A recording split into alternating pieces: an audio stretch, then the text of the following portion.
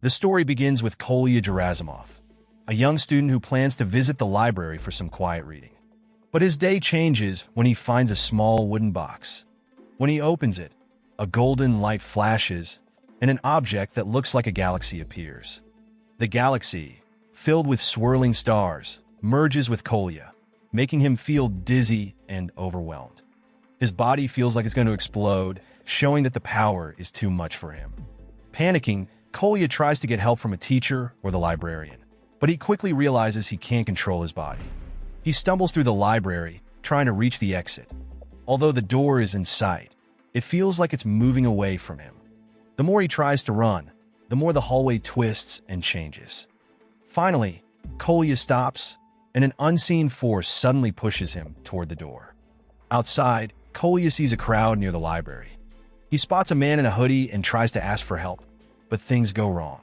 A girl with bright pink hair suddenly knocks him down and holds him. Kolya realizes he has misunderstood the situation. The girl, named Alisa, sees Kolya's confused look and helps him stand up. When Alisa notices Kolya's student ID, she is shocked to find out he is a student from over 100 years ago. They wonder how he ended up in the present a century later. Kolya starts to look around. He sees strange flying cars, futuristic buildings, and people floating in the air.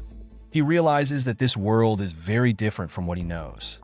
Suddenly, he feels dizzy and falls to the ground. Alisa quickly takes Kolya to her home, where she and her father use advanced technology to examine him. They discover a strange substance in Kolya's body, filled with mysterious energy, which might explain how he appeared in this strange, new world. Meanwhile, danger was approaching Alisa and her father without them knowing. The scene shifted to a dark prison cell where Glott was locked up. His cell was secured with rare dark matter chains that would explode if he moved. The guard, Veselchak, mocked Glott, saying he was never a real threat. Veselchak teased and insulted Glott, who stayed silent.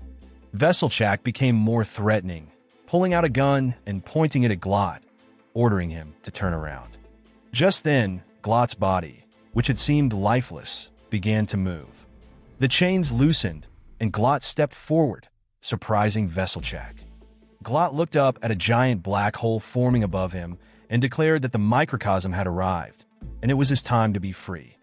Veselchak was confused by Glott's strange words, but when Glott reached out his hand, Veselchak felt no danger and shook it.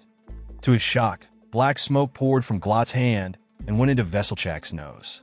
In a split second, Veselchak became Glott's puppet, opening the cell door and following Glott's orders. The prison's alarms went off, and guards rushed to stop the commotion. But Glott remained calm. He raised his hand, and the guards, as if controlled by him, copied his movements. Veselchak's gun was then aimed at one of the guards, ending in a fatal shot. Afterward, Glott pointed the gun at himself, resulting in another death. Without wasting time, Glott focused on finding the microcosm, knowing it was the key to restoring his powers. Meanwhile, Kolya woke up and began exploring Alisa's home. However, his legs suddenly stopped working, no matter how hard he tried to move.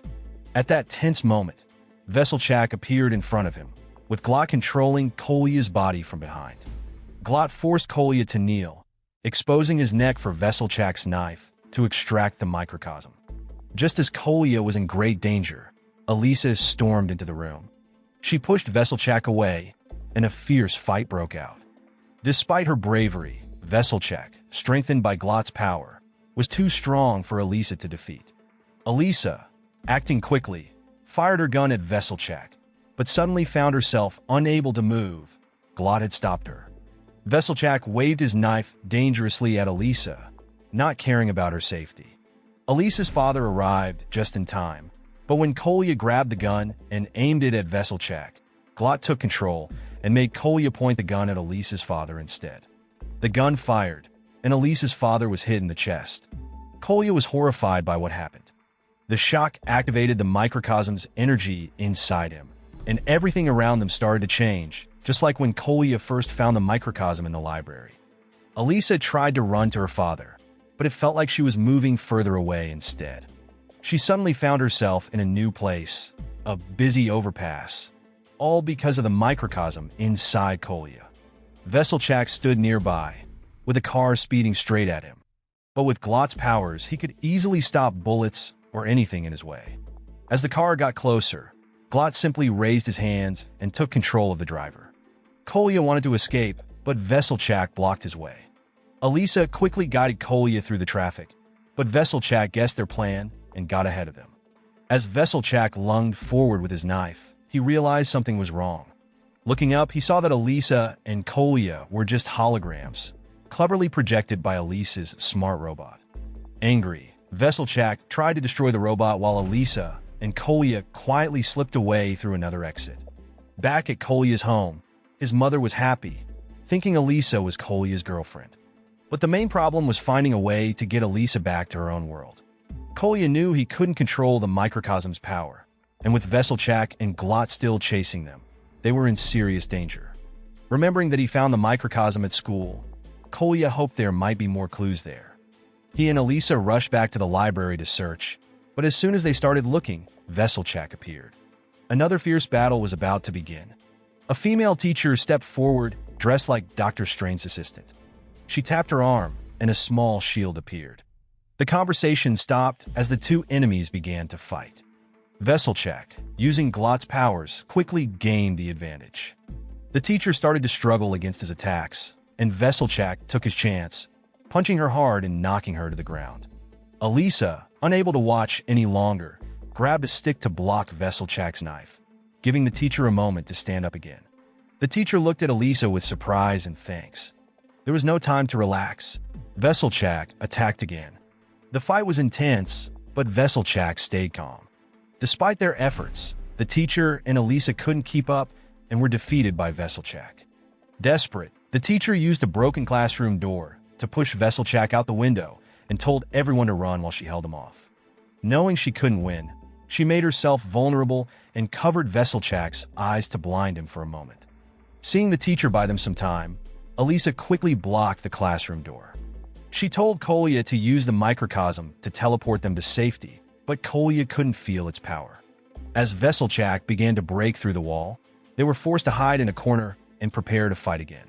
Veselchak burst in, and the teacher fought with a whip but was soon overpowered and trapped against a cabinet. In desperation, Alisa kissed Kolya, hoping to trigger his powers.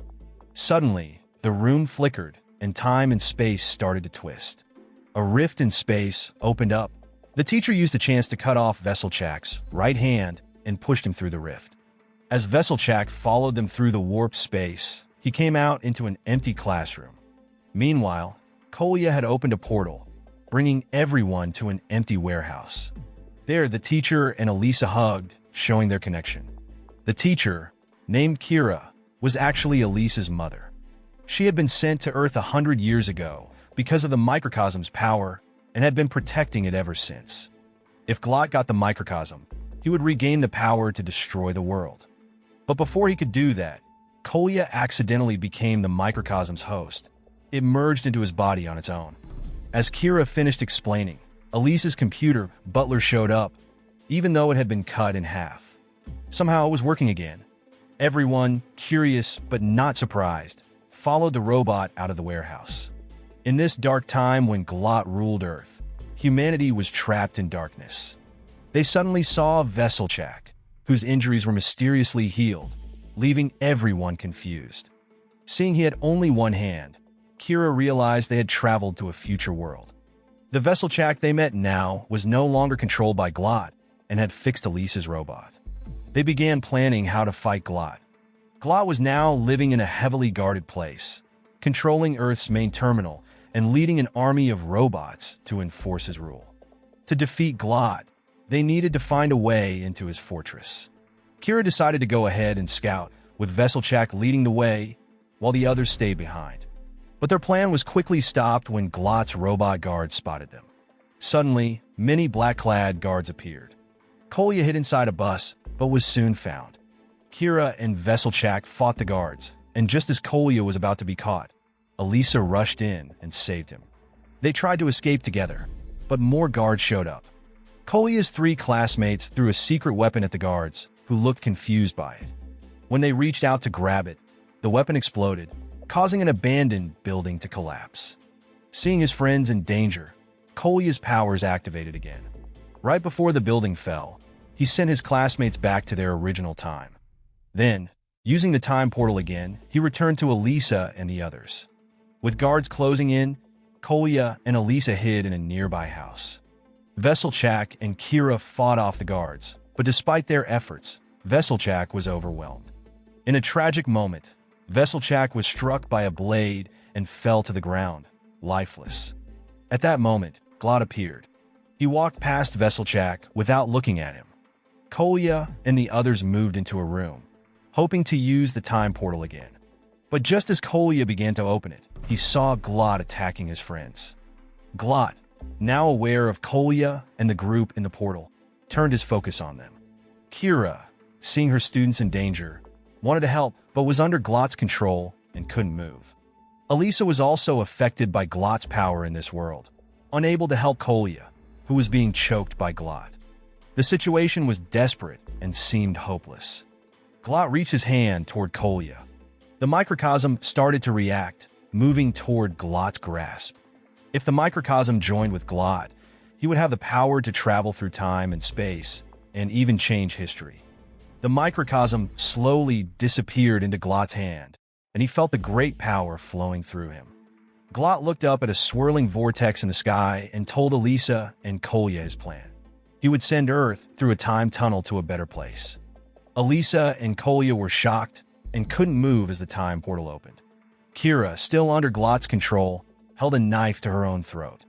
In a critical moment, Kolya's friend hit Glott on the head, breaking his control over Kira. The teacher saw her chance and attacked. But as she was about to press her attack, Glott regained control over her. Outside the portal, Glott, feeling the pain from a cut on his neck, realized his version in another time might be in trouble. But he still felt sure of his power, thinking that as long as things were fine now, everything would stay in his control. Controlled by Glott, Kira kneeled, ready to end her own life with the knife. Glott used the microcosm's power to send Kolya and Alisa to the same time as Kira. Without Glott knowing, disaster was near. Seeing the chaos, Kolya gathered all his strength and charged at Glott.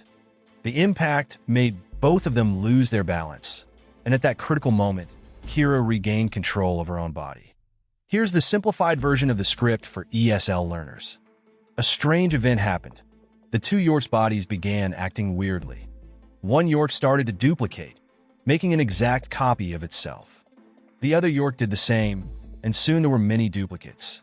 As these clones multiplied, time and space began to warp. The duplicated Yorks were caught in threads of time. Glott had broken the rules of time travel. Cells from different times should never mix, or they risk being swallowed by time itself. Glott was too confident. Kolya watched in shock as Glott screamed, and all the duplicates were pulled into the time vortex. Just when it seemed like everything was ending, the space-time distortion continued, pulling everyone in. Kira tried hard to stop the microcosm's energy from leaking out. In a critical moment, Kolya reached out to the microcosm, and they merged again. It was like the microcosm had found its true host. Despite Kolya not fully understanding what was happening, he opened his eyes and stated to Alisa that they came from different times. To keep the microcosm stable, he knew he had to go back home. Hearing this, Alisa ran after Kolya, but the faster she ran, the farther away Kolya seemed to get. Kolya raised his arm, and suddenly, a century of time stretched between them. After Alisa disappeared, Kolya arrived at a giant black hole surrounded by a bright halo. Kolya realized that inside the black hole was the perfect world that humanity dreamed of. But just as he was about to enter, he was pulled back by an unseen force, returning him to his original time. It was clear that he was not ready to control the full power of the microcosm yet. He collapsed on the spot. When he woke up, he was in a hospital, surrounded by friends. Kolya no longer felt alone because he could feel the presence of friends from 100 years in the future in his heart. Young love was pure and perfect. One day, Kolya had a sudden idea. Remembering faint memories, he found Alisa's home. He carved a special mark into a small tree. The scene then moved 100 years into the future. Alisa saw the heart-shaped carving on the tree and smiled with joy. And so, the story of their journey through the centuries ends here. So the moral of the story is, never open mysterious wooden boxes in libraries, unless you're ready to deal with time travel, rogue powers, and accidental future girlfriends who might mistake you for a 100-year-old student.